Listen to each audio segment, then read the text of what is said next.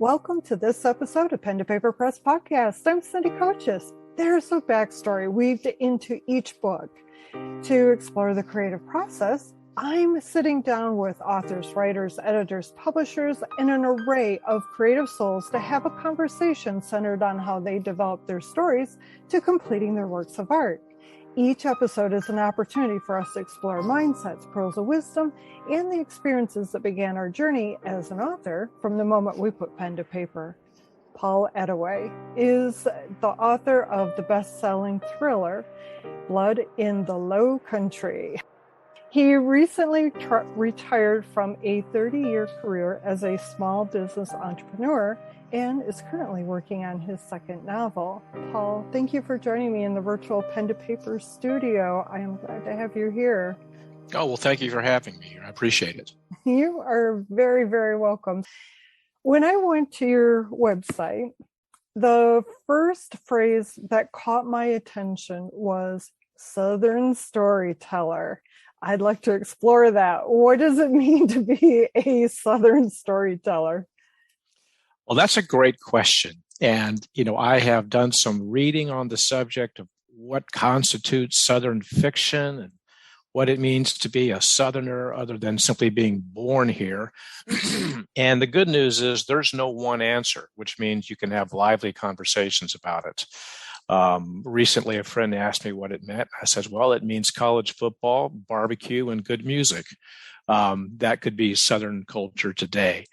But a Southern storyteller, I believe at the end of the day, there are a couple of common themes that weave through it, and family is a big part of it.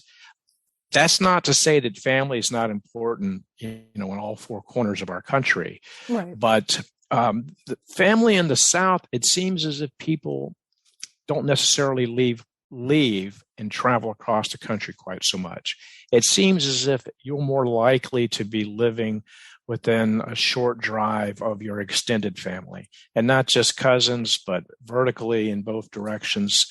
And the rituals that have bound these families together haven't necessarily died out, and they have deep roots. And those would be everything from, the team you root for, the church you attend, the church you don't attend anymore, family dinners, and, an agrarian background as well. So there's the old joke, when people say with all due respect, there is a politeness here, but there's also a bluntness to a lot of living in the South. So there's no one answer to it, but it's almost like you kind of know it when you see it. Yes. Good Southern fiction, good Southern literature. Well, I live in the North, and the last handful of years, I've been living the nomadic lifestyle. And in the winter months, I go to the South. Most of the time has been spent in Texas, New Mexico, but I've also spent time in North Carolina. And it's interesting the personality differences that I've encountered, the North versus the South. Everybody calls me ma'am. That's right. South. And there's just a different, I don't want to say more casual, because that's not really the proper word, but there is a different way that those in the South react to things, and also how they handle things. There is. Yeah, life seems to be a little slower in the South. There is, probably yes. Yeah, no, I think there is a slowness to the pace, but at the same time, it's not. Yes, there's obviously in the summer months, you try not to move very quickly at all, and you do things outside during a certain time of the day. But I mean, you can live as fast a paced life as you would like. You can, Charlotte, Atlanta, large cities, Austin, Dallas, large cities. But yes, there's more of a reverence or a respect for simply letting things happen as opposed to sort of forcing things to happen. And there is, I know what you're saying. It's not that things are casual, because at the same level that there's a casualness to the South, there's also more traditions and manners. Yes. And for instance, okay, I was raised in the South, and so I was always yes, sir, and yes, ma'am. And I remember traveling to another part of the country, and I held the door for a woman. And so I'd always done that. My father did that. I was raised to hold a door for a woman. It was a sign of respect. And this particular woman was greatly offended that I held the door for her, as if she was somehow incapable of opening the door herself. And so it is different. But I think in a lot of respects, it's it's nice, it's fun, we enjoy it. Yes. And so does that Southern tone, is that because you're acclimated to it? Is that easy to weave into the stories versus trying to come up with a whole different way of showing a character? Absolutely. When I started this process of becoming a writer, I had no idea what I was doing. And so I read a lot of books on how to write books. I read a lot of blogs on how to write books. I was a finance major in college. I hadn't had an English class since probably my sophomore year of college. Everything else after that was business courses. But I've always read, and I went to law school. I was a lawyer for about 2 years. So my writing skills were honed at law school. And then in my business career, I was always writing. So I had to learn an economy of words. I had to learn to say what I meant and meant what I said in as few words as possible. So the actual task of writing, when I sat down to take a shot at writing a book, that wasn't necessarily foreign. But the idea of storytelling certainly was. And so as I'm going through this process and trying to come up with storylines, I came back to some advice that I had picked up from a number of articles and books, and that was write what you know. So absolutely, if I'm going to sit down and write a book, and in my book, we have 2 boys and 2 parents, and the boys are 18 and 13. Well, I grew up in the South. I was born in 1963. My book takes place in the 70s in Charleston. I knew what it was like. If I had tried to write a story of a young boy growing up in, say, Moscow, where would I start? It would have been all research, and it was writing a book is hard enough. Writing your first book is really hard enough. So I tried to at least stick with a subject matter that I felt I could give voice to, and so writing a book based in the South was at least didn't make it easier, but it was I was comfortable with the subject matter. And I like that advice too. If you're going to start writing, and for you, writing as an attorney or a lawyer, the whole process is much different. Like you said, it's to the point, no fluff, no thrills, it's here's the facts. And now you're writing the fluff and trying to, embellish a story and so forth. So that must have been an interesting switching of gears for you. Oh, absolutely it was. I had, as you prefaced at the beginning, a 30-year career in the small business world. And by the time I had finished with that career or those careers, I could go to my desk in the morning and I could look across it and I could say, okay, that's going to take me 40 minutes. That's an hour and a half. That's 10 minutes. That's 12. I knew how long, by and large, things were going to take. So it was fairly easy to set up and manage your day, barring the unforeseen disaster. Things always happen. Okay. But I knew what a day would be like. Well, I'd sat down to write a book, and I had no idea how long, it just, everything was new. Everything was brand new. And so everything was out of my comfort zone because I didn't have any clue as to how to start and where I was going.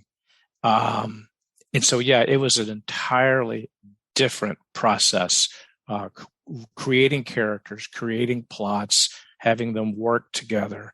and writing it in such a way that you hope people enjoyed the dialogue, enjoyed the wordsmithing.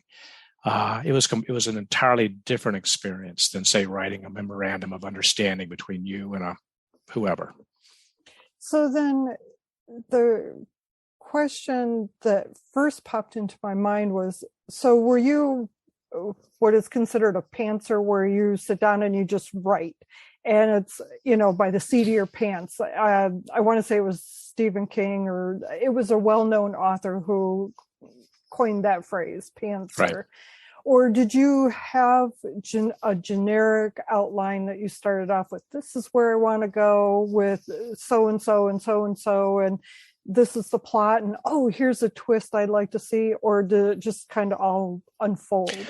I would say I was probably 80 to 90% pantser, and the rest of it was an attempt to put some sort of structure in place. And the structure is essential. You have to have character arc. You have to build tension. So it's not as if you can just write aimlessly and have people enjoy what you're writing.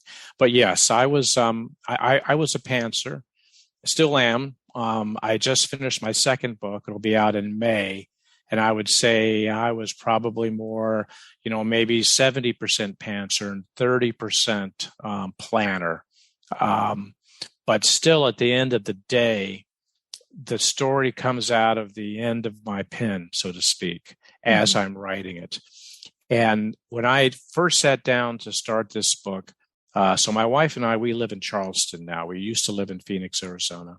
And we were in the process of making this transition. And we had a very small house here, 1,800 square feet, no room for an office. There was a kitchen table. That wasn't going to work.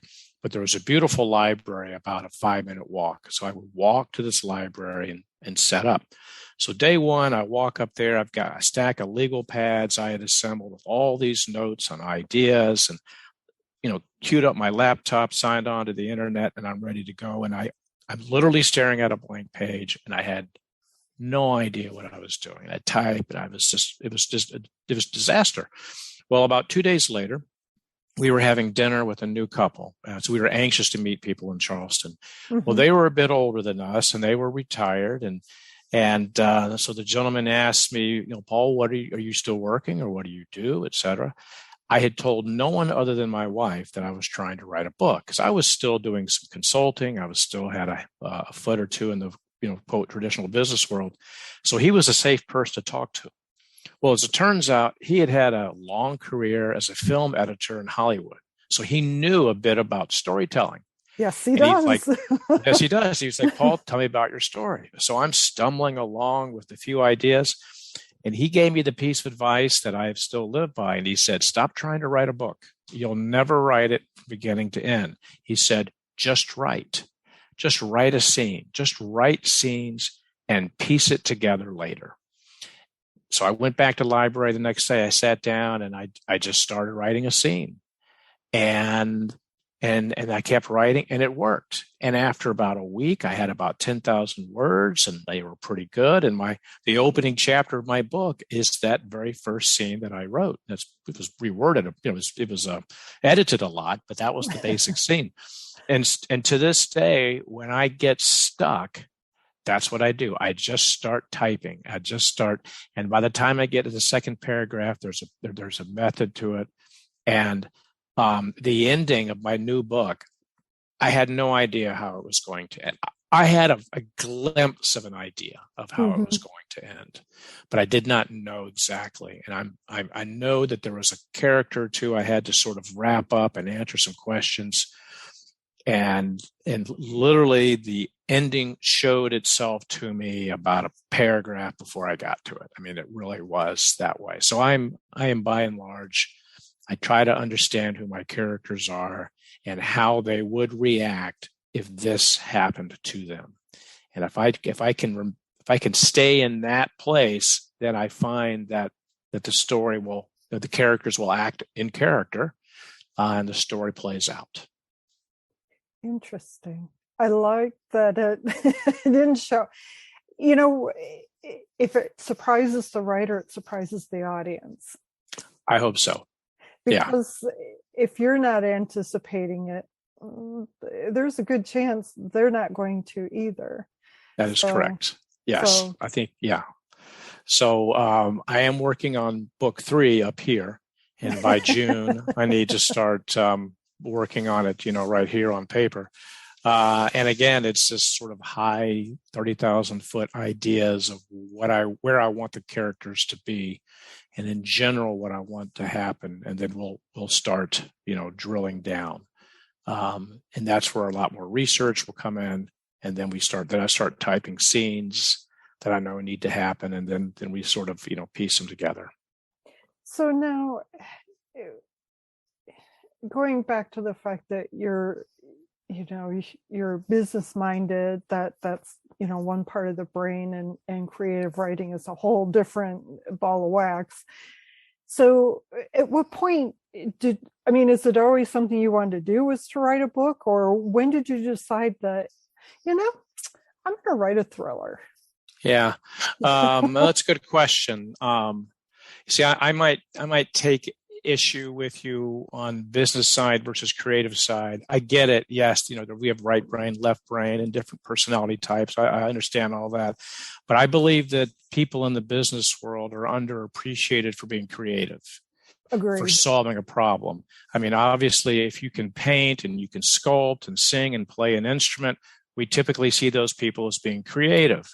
But if you go out to your shop and you say, hey, we've got to solve this problem, we only have this much money to spend on it, I need some ideas, and they come back with really creative solutions to a problem, they're creative. It's just not necessarily how we perceive creative people. And I think that's unfortunate. I've met a lot of very creative people who had no real formal education, but if you gave them an assignment and you put them out there with the metalworking equipment, they could do some extraordinary things. But directly to answer your question, I was burned out as a businessman. I had started a few businesses and a bit of a workaholic tendency in me. My wife and I, we had just become empty nesters. And so she was really happy when I told her that I was not up for trying to start another business. But I was too young to retire. And so I went into the consulting world, and I enjoyed that, but it was not fulfilling. I couldn't see myself doing it for another 20, 30 years. So over the course of our lives, we've all read books, some great, some so-so, some not so good. And so I would finish a book and I'd go, wow, that was fantastic. Or I finish a book and I'd go, I could have done that. And so, you talk to your spouse a little differently than you might talk to other people. And so my wife said, you've been talking about how you thought you could write a book. Why don't you either do it or move on? So I said, fine, I'll do it. So I was between consulting gigs, and this is when this whole process got started. And I found that I really, really enjoyed it. I found it to be, I knew it was going to be hard, but I found that it was even harder than I thought it was going to be.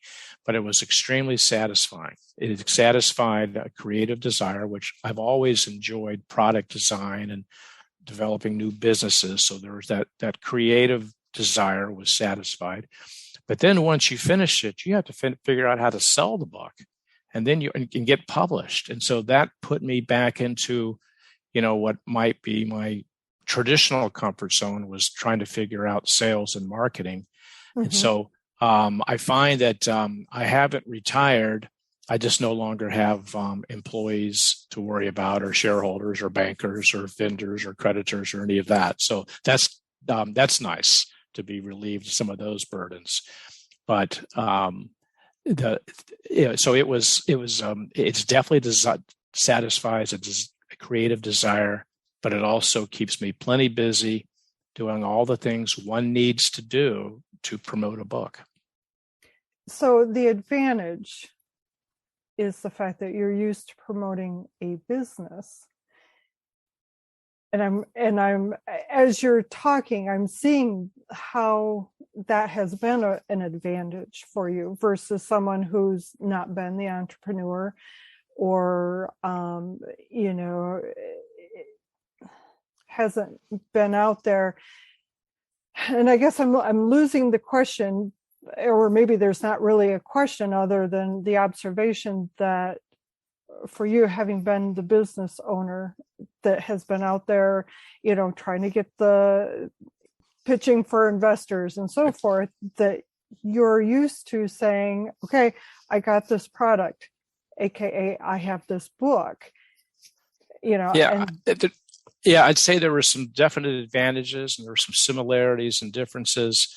I think having had a career as an entrepreneur, that set me up so that I wasn't afraid to try things. So I learned the things that need to be done. I go, okay, I have to figure this out. I have to figure that out. So I'd had experience, jumping into new things and figuring them out. So I wasn't intimidated by that. But I'd say the couple of key differences. One is in my business life, I always promoted a product or a service.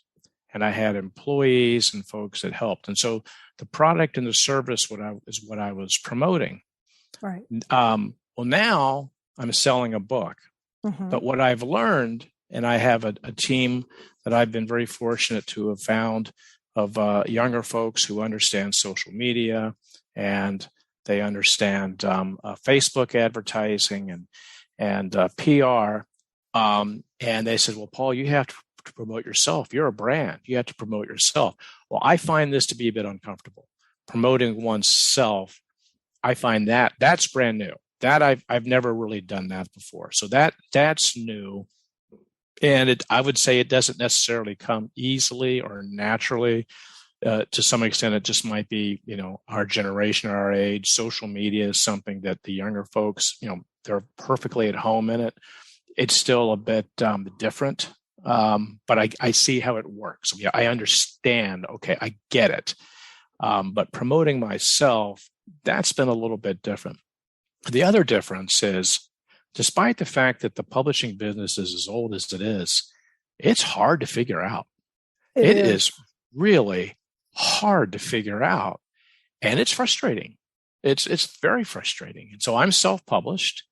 Would I like to be picked up by one of the big 5 publishers? Absolutely. But it's exceedingly difficult. I think there's a fair amount. There's a bit of luck involved.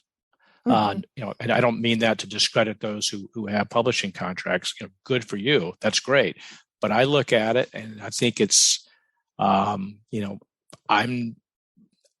just not sure how I could get to that point. And then there's the smaller publishers, and you try to figure that out. So it's a very difficult process to figure out.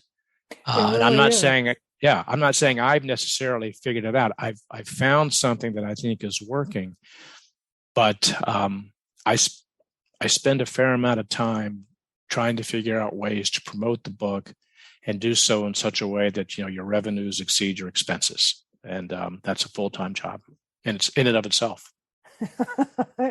Yes, and every writer out there is going, "Oh, thank you for saying that." Yeah. Thanks for acknowledging that, because writing the book is and again, writing a book is hard. Writing the book is at some level it's the easy part because you control the process. It's you and your pen and paper, you and your typewriter, laptop, however it is we do these, and you can control this. We have control over, but the minute we have to step out and convince somebody else to put this book in their store, or to lay down $8.95 for the Kindle or $18.95 for the paper, now you're asking, and that's difficult. That's beyond your control. Right, and that's where, having the experience as an entrepreneur, you have that baseline knowledge of knowing, okay, this is, the profit loss, all of that, the balance sheet, you understand the balance sheet. Maybe that's what I'm trying to say. So, and I wanted to go back to, when I said about, because you pointed out something that I said, and it isn't incorrect wording, which is right brain, left brain, those that have more of the analytical versus those that are more on the creative side. And I wanted to acknowledge that you are very right. I know some very creative people who are, in just give them a math problem, they're there, they're doing it. And there is no black and white on it. It's all gray matter because everybody is creative at one way or another. 100%. And I think I agree. Everyone is creative. I don't think most people give themselves credit for it. I think yeah. And when I was hiring, when I was running businesses, when I was hiring, if I had two candidates, they both appeared to be, equally qualified, experienced, et cetera. If I had a hint that one of them was creative, I would lean towards that person because it's easier to find people that'll do tasks. And there's a lot of, and I'm not saying that's not important. There are times when you just have to plow through tasks. Every job's got its task-centered aspect to it. Right. If you can find those people that are creative, there's just something that's more hopeful and promising about a creative solution to a problem than, doing the same thing again and again. Well, and yes, that's very true. And I want to acknowledge and appreciate the fact that you said that a lot of people don't realize or don't have the confidence in knowing that they're creative and they doubt it.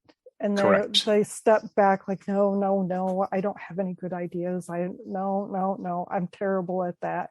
When in fact, all it is a confidence thing where somebody had, in second grade, a teacher told them that, that picture you just, that they drew was horrible. Yeah. I can't tell you how many creative people I've talked to that have said that, a teacher back in elementary school said that, I was a lousy drawer, so I quit. So I believed him or her. Right. Yeah. I believe that teacher. Yeah. So, it can be, yeah. And when people on the outside see our gifts and our strengths, oftentimes more so than we see them. So that's all. I think that's also true. I believe that's also true. I believe that sometimes the things that we are gifted with to us seem easy. And so when other people acknowledge it, you're like, what? Because if it comes easily to you, it's easier for you to underappreciate how other people may perceive that. Right. So then let's go back to your writing. So it sounds like you write on a schedule. Do you have like a weekly goal or a monthly goal that you're like, okay, this is what I'm doing? Yeah, I certainly try to. And it depends upon where I am in the process of writing the book. So, as I said, I've just finished the second book, and I'm beginning to think about the third book. So, when I've got the book figured out, or at least the next section figured out, yes, I try to be at my desk early in the morning, and I try to write 1,500 words a day. That's just an arbitrary goal. I don't know. Someone told me it was Hemingway who sort of came up with this, you have to write X words a day. I have no idea if that's true or not. But I think it's good. Now, there are those days when I barely crank out 1,000. There's days like, good grief, what a great day. I got 4,000 words today. So, it's a goal, but it does keep you disciplined. So when I'm in the thick of writing the book, I can write a great deal, but there are times when it's more of the research mode, and at which point that's a very difficult thing to gauge because research is a fancy word for going down a lot of rabbit holes. It's just, yes. When you sit there and you write a book and people go, how long did it take you to write this? And you try to give them an answer. They don't, like, and I go, well, yeah, but there were like 8 stories that went nowhere before this one fell out. So there are rabbit trails, or you go, wow, this is really good. It has nothing to do with the first section. This is a whole separate book, and you put it away. So, the first, my goal over the next couple of months is to get my story idea, 30,000 foot view, subject matter, time frame, geography, characters, and then I will start doing research, which frankly is a lot of just reading and note taking, and then I will, hopefully be able to start putting pen to real paper by the fall. And then from there, I will hopefully then be writing, if it's 5 days a week, 6 days a week. And then, then you get that first draft done. And then depending on what a draft means to you is a function of how much editing you have before you turn it over to a professional editor who will be the first set of independent eyes to take a look at what you hope is the beginning of a good book. Right. I think one of the most frustrating things, and again, I've written 2 books, so there are people that have written 10, 12, 30 books, and so I say all that to preface this. I've only written 2, but it's difficult when you don't get feedback. So let's just say it takes you anywhere from 12 to 24 months to crank a book out. Mm-hmm. You have to wait all that time to get feedback unless you've got a circle of other writers or a spouse or an editor that's difficult to have to wait that long.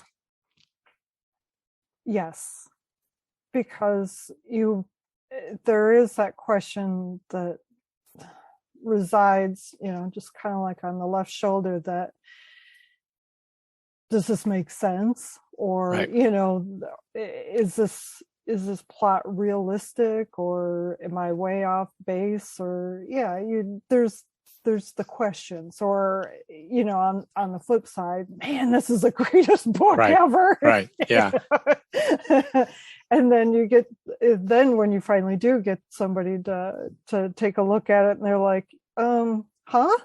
Yeah. or they, the flip side, like, oh wow, this is pretty cool. So then for you, was the editing process,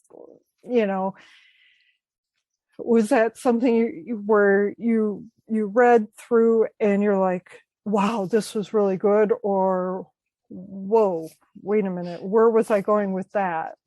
Yeah, I'd say, roughly speaking, then that I became confident that the book was going to have a chance of being well received when I finished it, or as I was finishing it.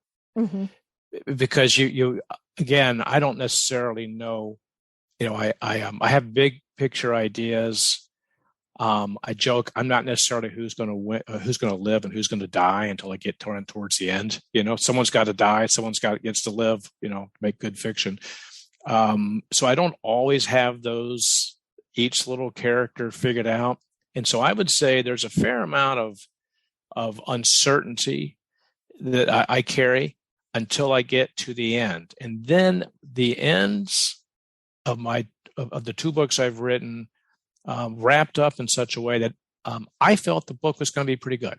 So when I finish a first draft, I like it to be really, barring spelling errors and typos and things like that, the story itself, I think, is done. That's really where I want it to be. So when I look at my job as I want to come up with a good story, mm-hmm. and then I want to figure out how to tell the story, and then I want to be a good wordsmith. Now, with those 3 things, wordsmithing is something that we've talked about gifts. We've mm-hmm. all read authors that we go, oh, good grief, that was such an amazing sentence or paragraph, and I could never do that. And I don't have a problem with saying that. I'm never going to be able to play the piano like Mozart. I got no problem with that. There's only, so there are people that have gifts. And like one of my favorite authors is James Lee Burke, and his wordsmithing it's extraordinary. And I read it and I go, that's great. It would be a waste of my time to try to be that. I can't do that. But I think I can continue to develop storytelling techniques, not just coming up with stories that have twists and turns, but how the story is laid out. When you switch to this character's, story subplot, or do you flash back, or do you jump? So all those different ways of sort of building tension and then hitting them with a twist and then a good ending. That's where I try to spend a lot of my time. So when I finish a draft, most of my editing is in the wordsmithing and that, because I really focus on the story and how it's told. And then I go back and I work on descriptions of characters, scene descriptions, setting the scene, wordsmithing, and really polishing it. And that's where most of my editing comes in. So then going to the publishing aspect of your book, you had mentioned that you self-published. So did you consider, and I mean seriously consider, looking into like the hybrid publishing companies and Yes. and also the traditional route, like you said, the big five? Yes, absolutely. When I finished my first book's manuscript, and then I sought out an editor, and I went through a couple of platforms that are available online, and I turned it over to an editor. Well, then you sit back and you wait for this editor to come back with their comments. So during that time, I said, well, now I got to figure out, now what do I do? Mm-hmm. So I did. I studied how to send out a query letter, and I bought books on the list of all the agents in the country, and I Googled agents that would accept manuscripts, and I did what I thought I was supposed to do, what I learned to do, and that is try to find an agent who might have represented an author who had written a book similar to yours. And, I'm not going to go find an agent that specializes in young adult, because my book's not young adult. Don't waste that person's time. Don't waste mine. So I tried to come with a list of agents that I thought would be receptive. I sent out maybe 24 letters, and their websites and other information said, be patient, wait 8 weeks. I think I got back 2 no's and 22 or so non-responses. They just never responded, which I was told was typical. I never got a response back. And the 2 no's were, no, for whatever reason. So while I was waiting for all those letters, I then began to research smaller publishers that would accept a manuscript directly from the author. And again, I went through and I tried to find a publisher that, was same genre that I was writing. And I approached maybe, 15 to 20 of those. And I got back about 3 yeses. But while I was getting back those yeses, I spoke to a few other authors and who had self-published or had gone with small publishers. And what I learned was that if you're working with a smaller publisher, you still are doing a great deal of the sales and marketing. Some of them will have a greater or lesser chance of getting your book into bookstores. They all wanted to take over a year to get the book out, and some of them wanted to do major rewrites. And so while I was contemplating that, I was researching the hybrid publishers and self-publishing.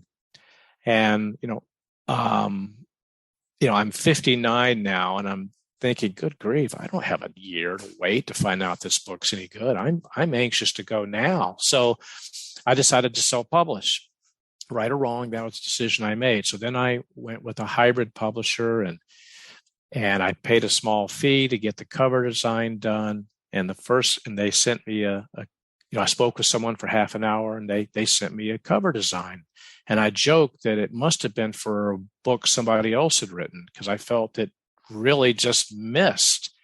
And I'm thinking, well, did I do a terrible job conveying with the story? But so I went back to them and I said, I just don't think this is going to work. And we parted ways.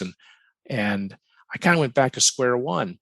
And I've Googled and found a woman online who had a 30+ year career in publishing. And she didn't know the answer. She knew who did know the answer.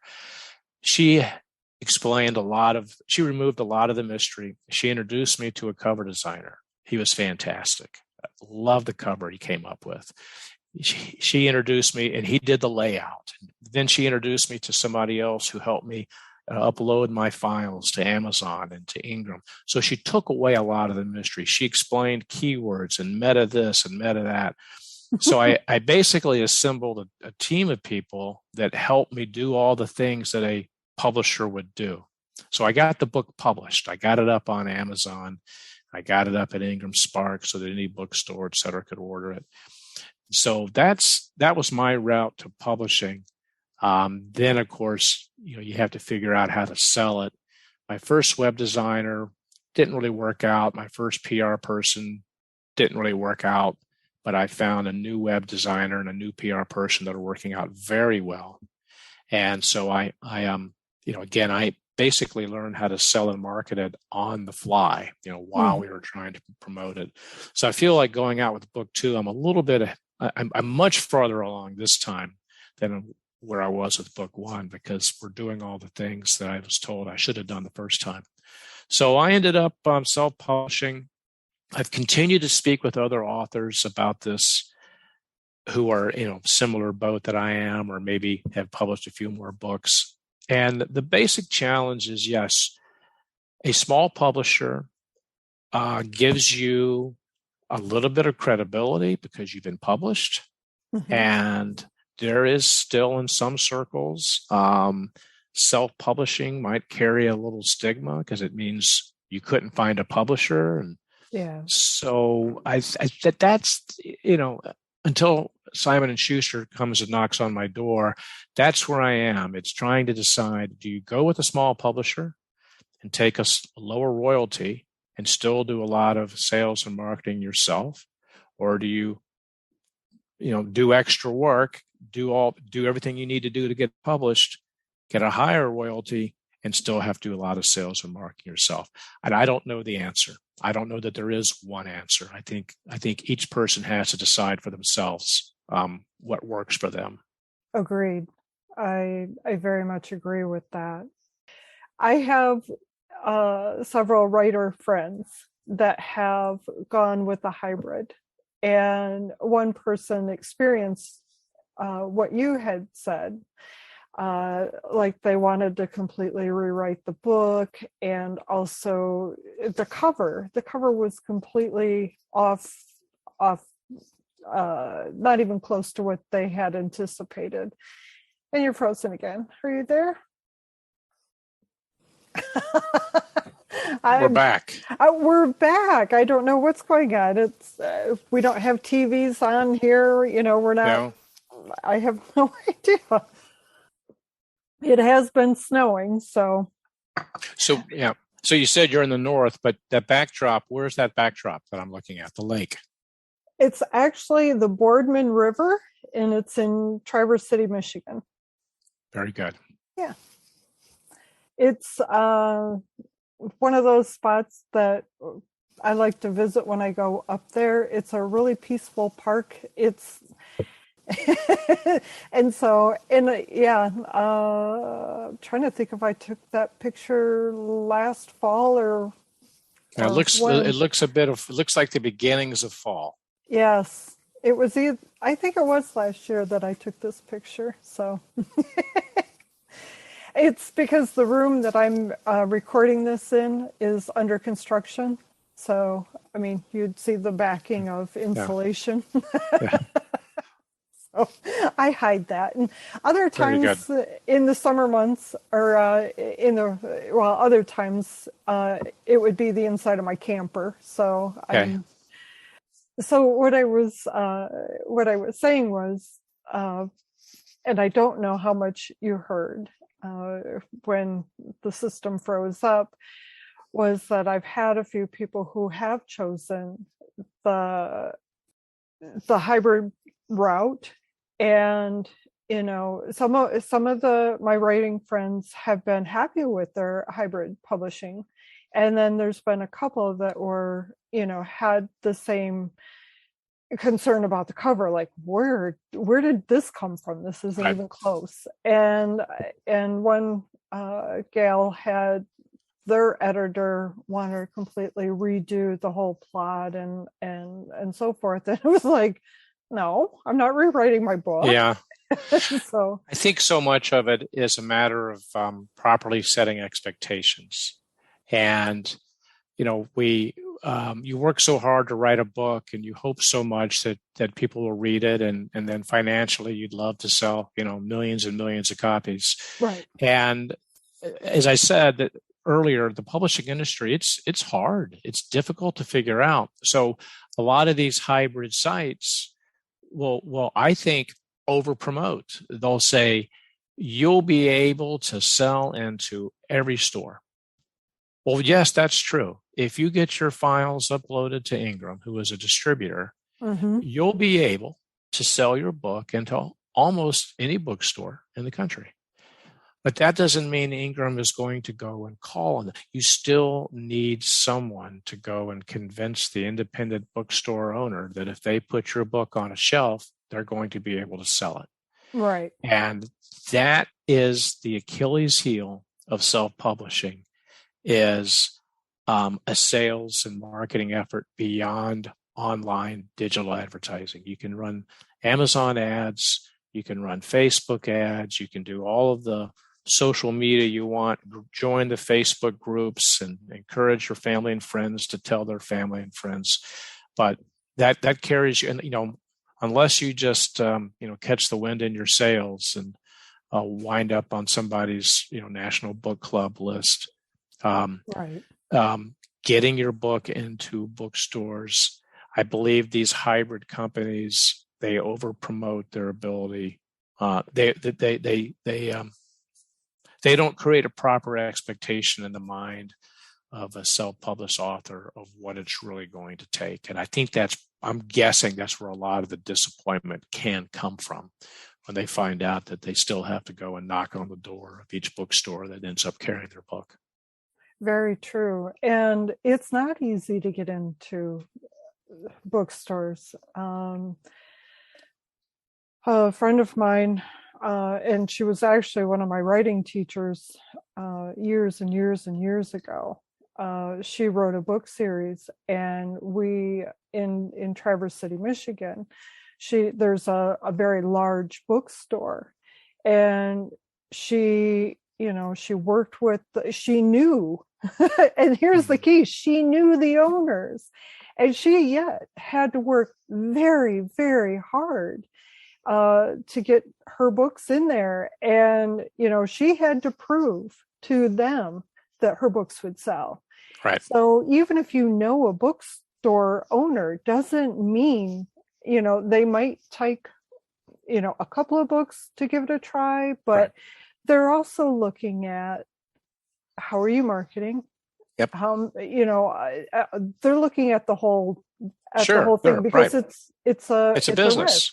Right. Exactly. Yeah. It's a business decision. It's not a personal favor. No, they may love you, and they may romanticize right along with you. Oh, you've written a book, and that's great. But they've got that, those front tables as you walk in, and they're going to put up the best sellers because they know that those will sell. And I don't fault them for that. And so, it's frustrating. You'll get a store to carry you, and then they simply put it on the shelf in alphabetical order. So again, how do you drive someone to that shelf when they walk into the store? It's very difficult. The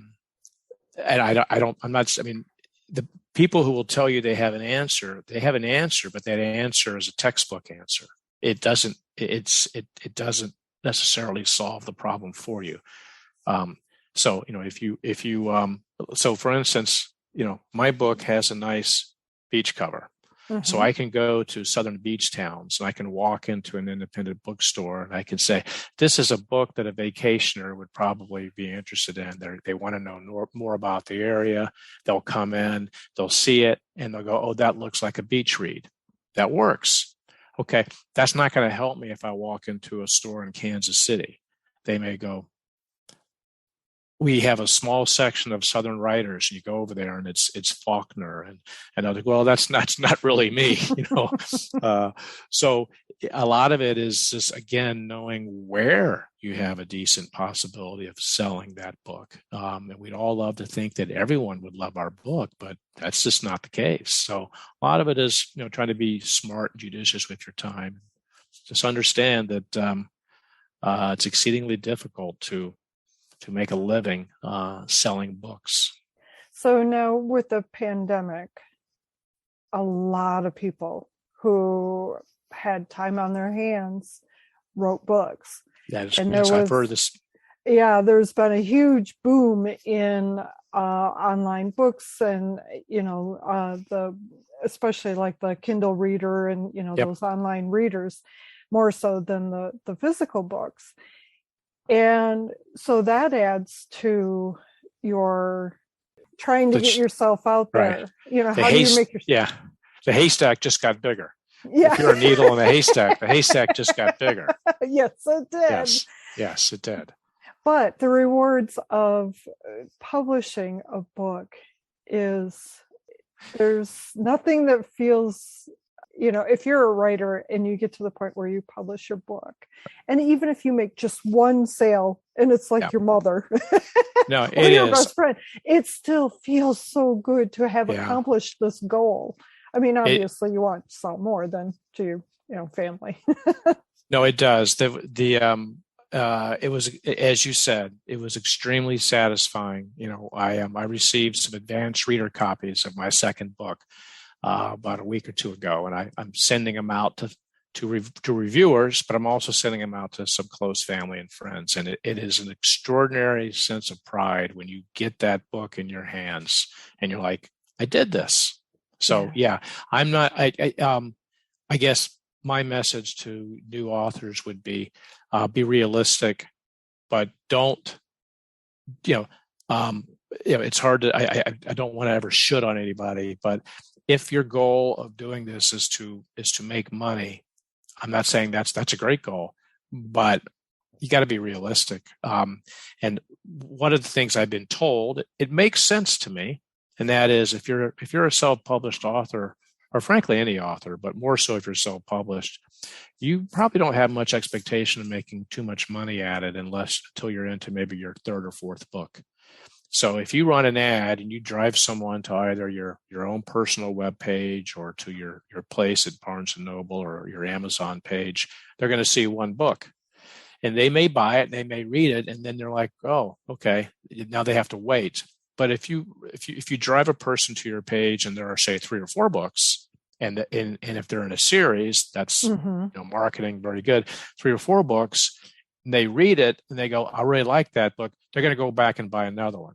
Right. So it becomes like an annuity. You get 3 or 4 books, you get a reader base, you get faster sales sooner because they're looking for your next book, which makes you rise up the algorithm charts faster when you get fast sales. So all these things sort of build momentum. So I'd say patience and keeping your eye on the long ball are important.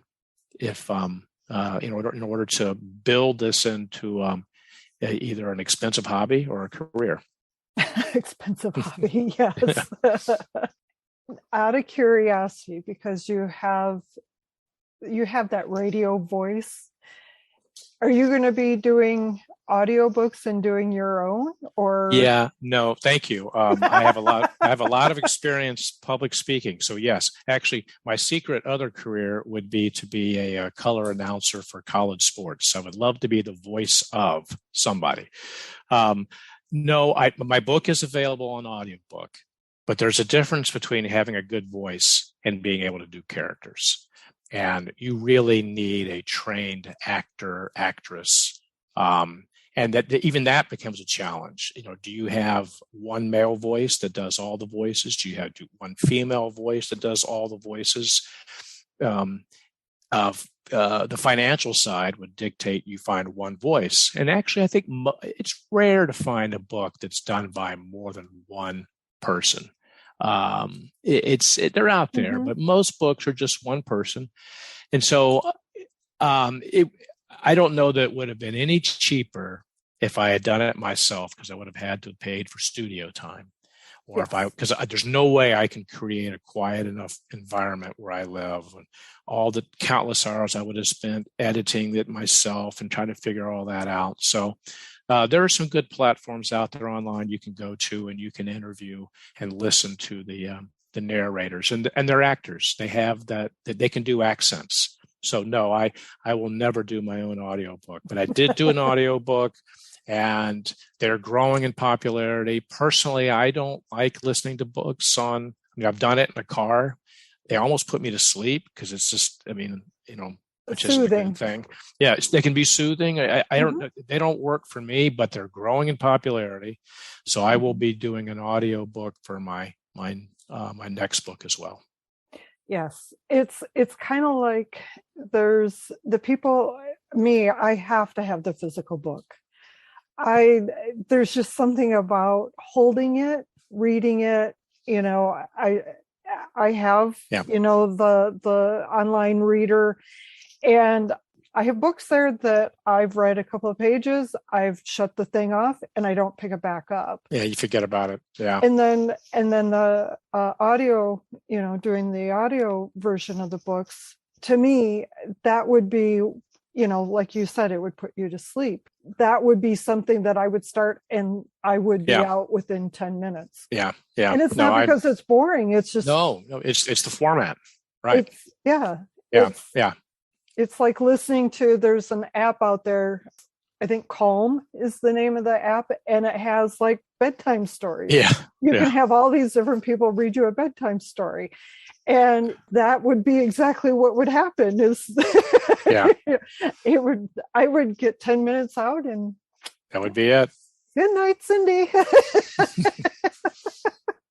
So is there a pearl of wisdom you would love to, I guess I really don't even need to ask that question because this has been a very educational conversation and you have shared a lot of wisdom, but is there something that you would like to share?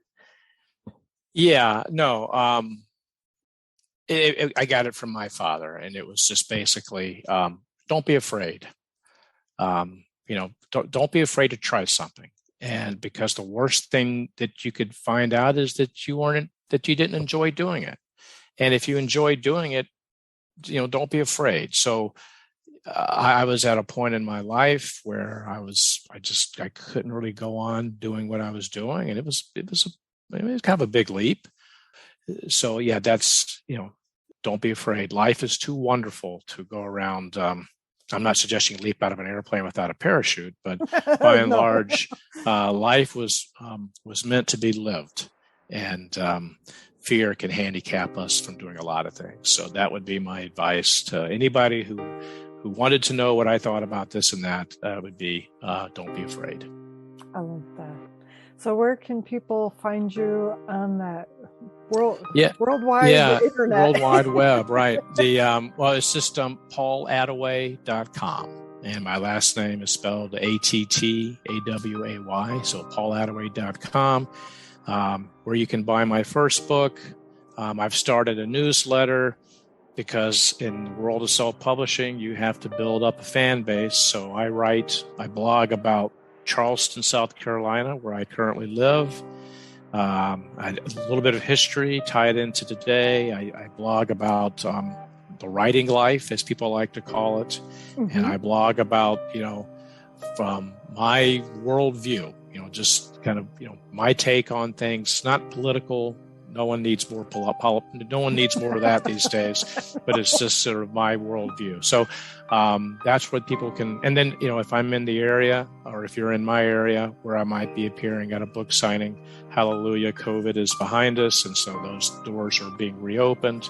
Yes. And so I've got a couple of book signings. I'm at a book festival in North Carolina coming up in about a month, so it's nice. But my book came out during the middle of COVID, and it was maddening, absolutely maddening. You couldn't go in any place, you couldn't do anything. So really looking forward to having a different experience promoting the second book. So paulattaway.com. Awesome. Thank you. Thank you so much for all of your wisdom. Thank you for this entertaining and very educational conversation. I appreciate your time. Thank you, Cindy. I appreciate it too. All right. Have a good day. Bye. Thank you for taking the time to listen to this educational and entertaining conversation with Paul Attaway. You will find the show notes page to this episode at pen2paperpress.com/podcast and select the show notes page for this episode. When you follow the Pen to Paper Press podcast on your favorite app and rate the individual episodes, you help to increase the rankings of this podcast. Other ways to show your support is to share your favorite episodes on social media, and this will expand our reach to a larger audience. Your support is greatly appreciated. I can't thank you enough. If you would like to receive future episodes in your inbox, subscribe to the Pen to Paper Press newsletter and follow the Pen to Paper Press podcast on social media. Take care, and until next time, keep your pen to paper and write. Your words have power. Your story matters. Bye for now.